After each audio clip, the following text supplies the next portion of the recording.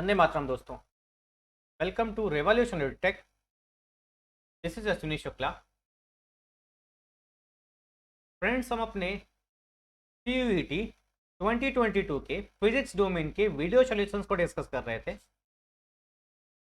और last video में हमने अपने फोर्थ चैप्टर के फर्स्ट 10 क्वेश्चंस को अभी तक डिस्कस कर रखा है प्रीवियस 2 वीडियोस में। In this video will discuss question 11 to 15। How you will find this video? आपको ये वीडियो कैसे मिलेगा? तो इफ विल स्कैन, अगर आप इस QR कोड को स्कैन करते हैं which is given on the front page of this book, एक बुक का कवर पेज है, उस पर आपको ये QR कोड मिल जाएगा। And if will scan this QR code, अगर आप इस QR कोड को स्कैन करें, you will reach out to a channel.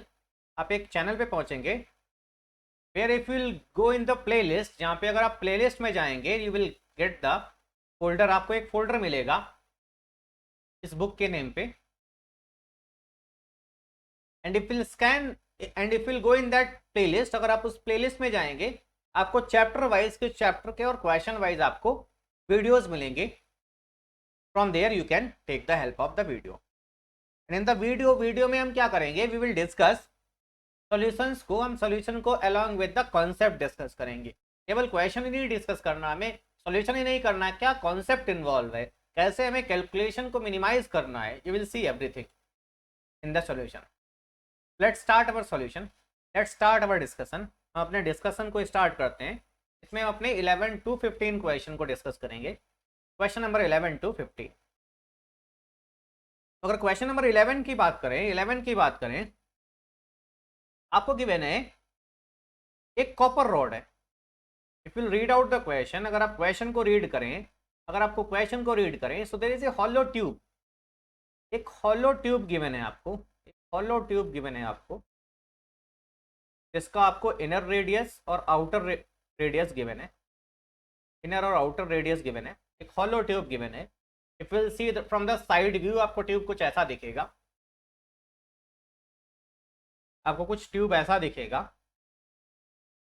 और पूछा गया है कि इस ट्यूब के अंदर means here the material is given.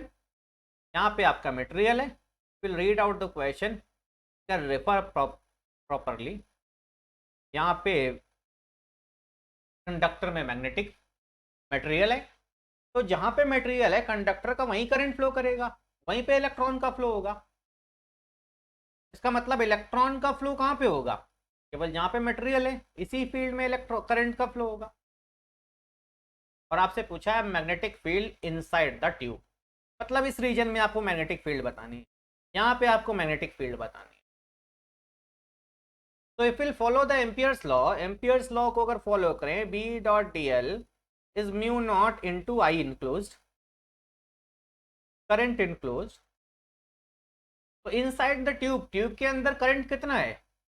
Current enclose 0, because यहाँ पे कोई भी अगर हम रिंग ड्रॉ करते हैं, एम्पियर्स रिंग ड्रॉ करते हैं, एम्पियर्स सरफेस ड्रॉ करते हैं, तो उससे पास करने वाला करंट कितना है? 0 है, और करंट 0 है। And what is the magnetic field? Magnetic field will also comes out to be, magnetic field भी कितना आ जाएगा? 0 आता है। Moving out to next question, अगले क्वेश्चन की तरफ बात करते हैं। दैट इज 12th क्वेश्चन की बात करें तो ये किसके बारे में पूछ रहा? मैग्नेटिक फील्ड के बारे में पूछ रहा। किसके कारण मैग्नेटिक फील्ड? एक स्ट्रेट कंडक्टर के कारण magnetic field. If will read out the question, अगर आप क्वेश्चन को रीड करें, स्ट्रेट कंडक्टर के कारण मैग्नेटिक फील्ड पूछ रहा है। Proper language you can read from the book. आपको एक्सरसाइज में से प्रॉपर लैंग्वेज रीड कर सकते हैं। तो अगर स्ट्रेट कंडक्टर के कारण बात करें, इसमें करंट का फ्लो कर रहा है, तो जो मैग्नेटिक फील्ड्स होंगी कैसे निकालते हैं? If will put your right hand thumb in the direction of current and rotate your finger. तो अगर आप फिंगर्स को रोटेट करेंगे तो फिंगर एक सर्कल में रोटेट करेगी। फिंगर कैसी रोटेट करेगी? और सर्कल में रोटेट करेगी। And that circle will be perpendicular to the plane. जिस प्लेन में आपका थंब है, उस थंब के प्लेन के परपेंडिकुलर सर्कल हो। तो because of a straight conductor, अगर आप स्ट्रेट कंडक्टर के कारण मैग्नेटिक फील्ड की बात करें तो अगर थंब को राइट हैंड थंब को करंट की डायरेक्शन में रखें और फिंगर को रोटेट करें तो फिंगर आपकी क्या बताती हैं, डायरेक्शन ऑफ मैग्नेटिक फील्ड, और फिंगर आपकी एक सर्कल में रोटेट करेंगी। जो मैग्नेटिक फील्ड होगी वो कैसी होगी, सर्कुलर होगी। मैग्नेटिक फील्ड कैसी होगी, सर्कुलर होगी। Will see in the synopsis, synopsis में आपको गिवन है because of straight current conductor magnetic fields are circular, और जो सर्कल होगा वो कंडक्टर के प्लेन के परपेंडिकुलर।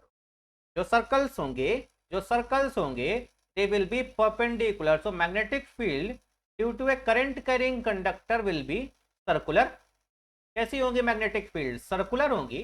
कॉन्सेंट्रिक सर्कल्स होंगे, they will be concentric circles, कई सारे कॉन्सेंट्रिक सर्कल्स होंगे, they will be concentric circles.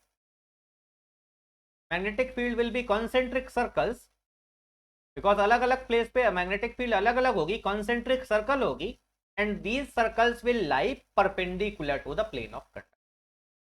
और ये सर्कल कैसे होंगे, कंडक्टर जिस प्लेन में है उसके परपेंडिकुलर।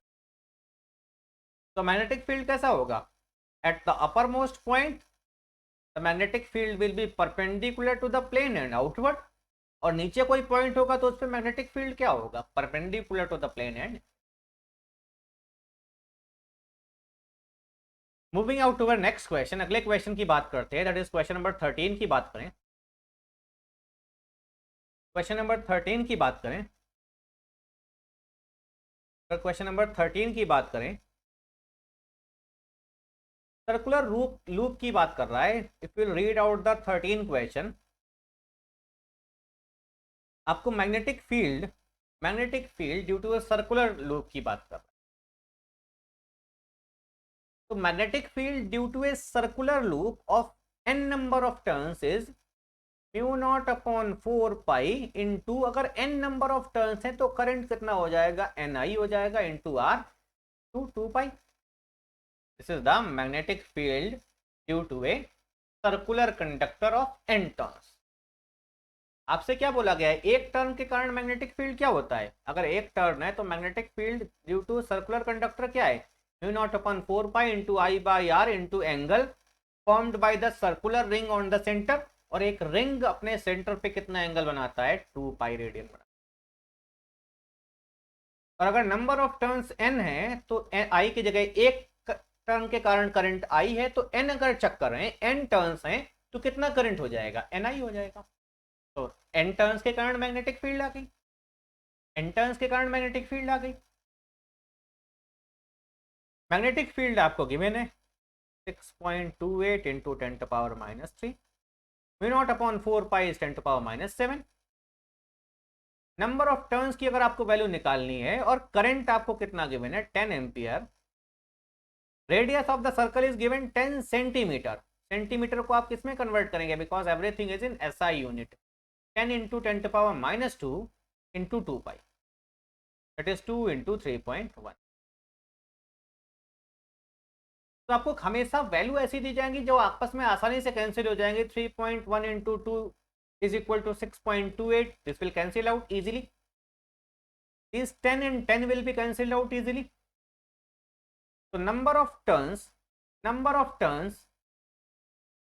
अगर आप number of turns की बात करें, so this comes out to be 10 to power -3 into 10 to power -2 upon 10 to power -7. This comes out to be -3 -2 plus 7. So ultimately it comes out to be 10 to power 2. That is how many number of turns it will have, कितने number of turns होंगे, 100 turns होंगे। Directly formula based question, अगर आपको n turns का formula नहीं भी याद है तो आपको बेसिक एनालॉजी से कर सकते हैं। तो अगर एक टर्न में I करंट है तो n टर्न में कितना करंट होगा, Ni करंट होगा। Moving out over next question, अगले क्वेश्चन की बात करें, क्वेश्चन नंबर 14 की बात करें। And you will get maximum benefit जब एक बार अपनी तरफ से क्वेश्चन ट्राई करेंगे, then you will see the video.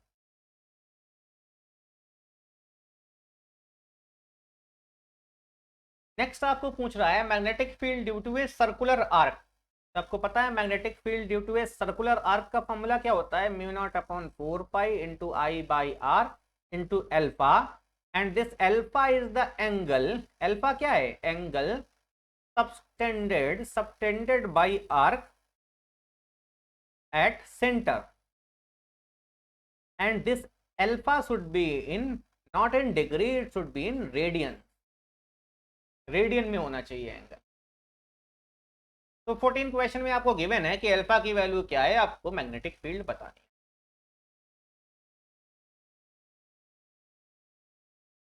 Moving out to our last question of this video, question number 15 की अगर बात करें, तो if we'll refer this video, if we'll refer the diagram, आपको डायग्राम गिवन है book में, if we'll refer that diagram, एक circular conductor है and two semi infinite conductors are given like this. You can refer the video, refer the proper diagram के लिए, you can refer the proper diagram के लिए आप book को refer कर सकते हैं। आप बुक को रेफर करेंगे, बुक में आपको एक्यूरेट डायग्राम मिल जाएगा।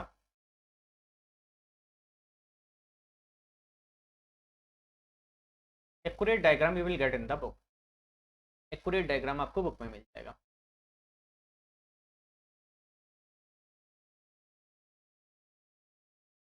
और आपको मैग्नेटिक फील्ड बतानी है। सम करंट इज फ्लोइंग, कुछ करंट फ्लो कर रहा है, I amount of current is flowing, I amount of current is flowing out.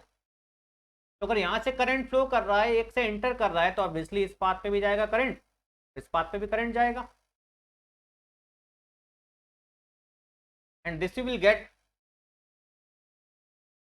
तो अगर दोनों पाथ में करंट जाएगा, अगर बात करें कंडक्टर ए और बी की, तो जो नेट मैग्नेटिक फील्ड आपको सेंटर पे मिलेगा, सेंटर पे नेट मैग्नेटिक फील्ड होगा, वो इस सर्कुलर सेक्शन पे जो करंट फ्लो कर रहा है उसके कारण भी होगा, और जो स्ट्रेट कंडक्टर्स हैं उसके कारण भी होगा। Proper diagram we will see in the video, in the book में आपको प्रॉपर डायग्राम मिल जाएगा। तो because there are different conductors, तो कंडक्टर 1 जो स्ट्रेट कंडक्टर है, ये इसी पॉइंट सी से ही पास कर रहा है एक्सटेंड करने पे, तो इसके कारण तो मैग्नेटिक फील्ड जीरो हो जाएगा।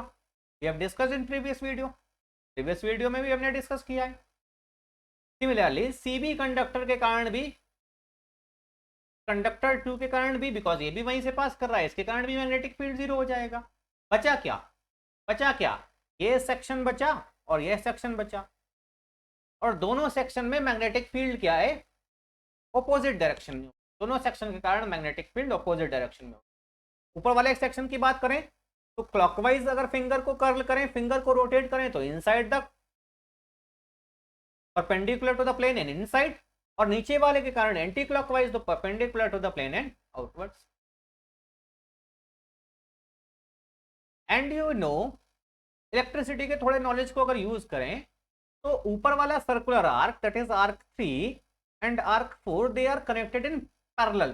कैसे कनेक्टेड है, पैरेलल में कनेक्टेड है।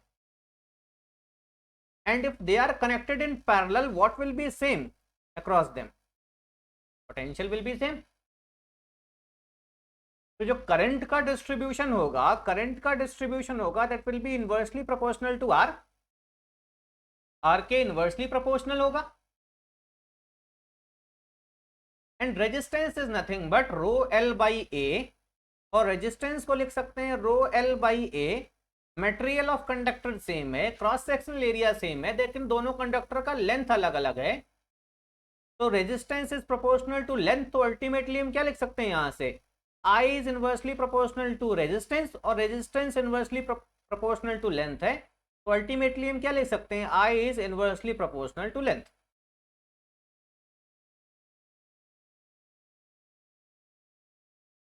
करंट को किसके इनवर्सली प्रोपोर्शनल लिख सकते हैं, लेंथ के इनवर्सली प्रोपोर्शनल लिख सकते हैं, लेंथ के इनवर्सली प्रोपोर्शनल लिख सकते हैं करंट को। And the length of conductor, ये आर्क लेंथ को क्या लिख सकते हैं, दिस एंगल इनटू रेडियस। तो length can be written as angle into radius, that is length is also proportional to angle.